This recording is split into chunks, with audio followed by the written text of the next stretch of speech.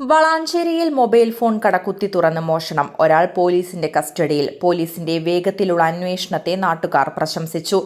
Valanchery bus സ്റ്റാൻഡിന് സമീപം പെരിന്തൽമണ്ണ റോഡിൽ പ്രവർത്തിക്കുന്ന വെൽടെക് മൊബൈൽ ഫോൺ കടകുത്തി തുറന്ന് മോഷ്ടാക്കൾ പുലർച്ചെയോടെ വലിയ തോതിൽ മൊബൈൽ ഫോണുകളും ആക്സസറികളും തട്ടിയെടുത്തു.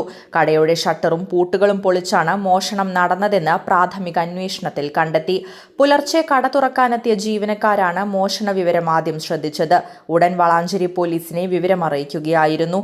മോഷണ വിവരം ലഭിച്ചയുടൻ വളാഞ്ചേരി പോലീസ് സംഘം സ്ഥലത്തെത്തി തെളിവുകൾ ശേഖരിച്ചു. സമീപത്തെ CCTV ദൃശ്യങ്ങൾ പരിശോധിച്ചപ്പോഴാണ് പ്രതിയുടെ നീക്കത്തെക്കുറിച്ച് സൂചനകൾ ലഭിച്ചത്. തുടർന്നുള്ള അന്വേഷണത്തിൽ കേസുമായി ബന്ധപ്പെട്ട ഒരാളെ പോലീസ് കസ്റ്റഡിയിലെടുത്തു. മോഷണത്തിൽ കൂട്ടാളികൾ ഉണ്ടോ എന്നും കണ്ടെത്താനുള്ള അന്വേഷണം തുടരുകയാണ്. അന്യസംസ്ഥാന തൊഴിലാളിയായ മുർഷിദാബാദ് സ്വദേശി രാകേഷാണ് പോലീസിന്റെ പിടിയിലായത്. കടയിൽ നിന്നും നഷ്ടമായ സാധനങ്ങളുടെ കൃത്യമായ വിലയിരുത്തൽ പുരോഗമിക്കുകയാണ്. പ്രാഥമിക കണക്ക് പ്രകാരം 13ഓളം സ്മാർട്ട് ഫോണുകളും വിവിധ ആക്സസറികളും മോഷണം പോയതായി കടയുടമ അറിയിച്ചു.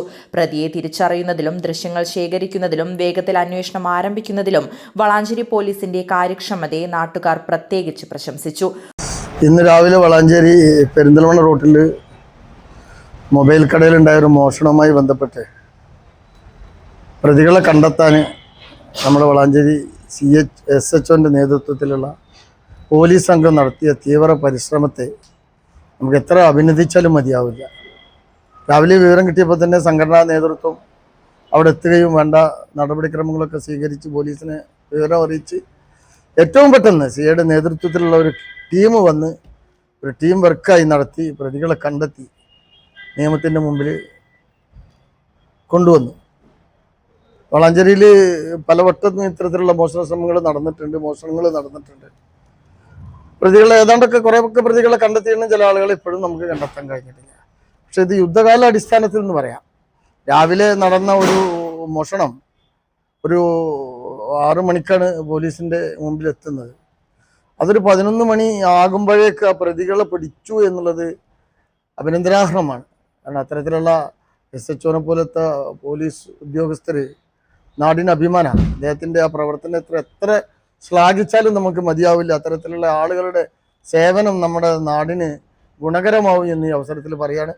അതോടൊപ്പം തന്നെ വ്യാപാരികൾ ശ്രദ്ധിക്കേണ്ട ചില കാര്യങ്ങൾ, നമ്മൾ അടഞ്ഞു പോകുന്ന അല്ലെങ്കിൽ ആൾ സഞ്ചാരമില്ലാത്ത സ്ഥലങ്ങളിൽ രാത്രി ഒരു ലൈറ്റ് പ്രകാശിപ്പിക്കാൻ നമ്മൾ ശ്രദ്ധിക്കണം.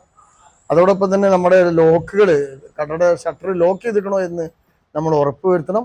നമ്മുടെ കടയിലെ CCTV രാത്രി കാലങ്ങളിൽ ഓണാക്കിയിടാൻ നമ്മൾ പ്രത്യേകം ശ്രദ്ധിക്കണം.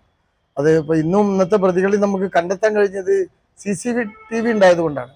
അതോടൊപ്പം തന്നെ ഒരു സാമൂഹ്യ പ്രതിബദ്ധതയുള്ള സംഘടന എന്നുള്ള നിലക്ക് നമ്മൾ ഒരു ക്യാമറ പുറത്തേക്ക് റോട്ടിലേക്ക് വെക്കാനുള്ള ഒരു സൗകര്യം കൂടി വ്യാപാരികൾ ചെയ്യണം എന്നാണ് ഈ അവസരത്തിൽ വിനീതമായി അവരോട് നമുക്ക് അഭ്യർത്ഥിക്കാനുള്ളത്. കാരണം അപ്പം നമുക്ക് പ്രതികളെ കണ്ടെത്താൻ എന്നൊക്കെ ഇപ്പോൾ നമുക്ക് ഇതുമായി ബന്ധപ്പെട്ട് നടന്നപ്പോഴാണ് ഇതിന്റെ കാര്യങ്ങൾ മനസ്സിലാകുന്നത്. ഇവിടുന്ന് ഇറങ്ങിയ ആള് ആ കടയിൽ നിന്ന് പുറത്തേക്ക് ഇറങ്ങിയാൽ എവിടേക്കാ പോകുന്നത് പിന്നെ കാണാനില്ല.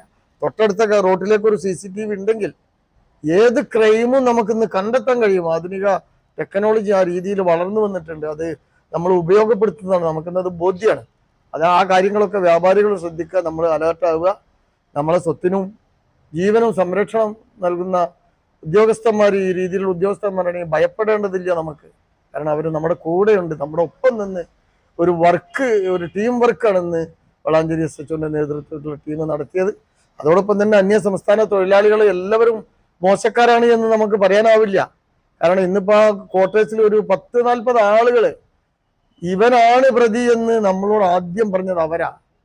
കാരണം അവരൊക്കെ പറയുന്നത് 10-25 വർഷക്കാലമായി ഞങ്ങളിവിടെ ജോലി ചെയ്യുന്ന, ഒരു മെച്ചപ്പെട്ട ജീവിതം ഉണ്ടാക്കാനാണല്ലോ കേരളത്തിൽ വന്ന് ജോലി ചെയ്യുന്നത്. അതിൽ ഏതെങ്കിലും ചില പുഴുക്കുത്തുക്കളെ മൊത്തം ഈ വിഭാഗത്തെ തന്നെ നമ്മൾ ഈ രീതിയിലേക്ക് ചിന്തിക്കാൻ പ്രേരിപ്പിക്കുന്നുണ്ട്. അത് അത്തരത്തിലുള്ള ആളുകളെ നമുക്ക് തിരിച്ചറിഞ്ഞ് നമുക്ക് അവരെ നിയമത്തിന് മുമ്പിൽ കൊണ്ടുവരാനുള്ള എല്ലാ ശ്രമങ്ങളും എല്ലാവരുടെയും ഭാഗത്തുനിന്ന് ഉണ്ടാവണം എന്നാണ് ഈ അവസരത്തിൽ പറയാനുള്ളത്. വ്യാപാരികളും നാട്ടുകാരും പ്രദേശത്തിന്റെ സുരക്ഷാ സംവിധാനങ്ങൾ കൂടുതൽ ശക്തമാക്കണമെന്ന ആവശ്യം വീണ്ടും ഉയർത്തിയിട്ടുണ്ട്. പോലീസ് കൂടുതൽ തെളിവുകൾ ശേഖരിച്ച് കേസിൽ തുടർ നടപടികൾ തുടരുകയാണെന്ന് സ്റ്റേഷൻ അധികൃതർ അറിയിച്ചു. News desk D4 news. ഇടനെഞ്ചിലെ സ്വപ്നം മികച്ച ജോലിയാണെങ്കിൽ ഇനി ചിറകു വിരിച്ചു പറക്കാം. Empire College of Science. Empire College of Science, Moondal, Kuttipuram, Malappuram.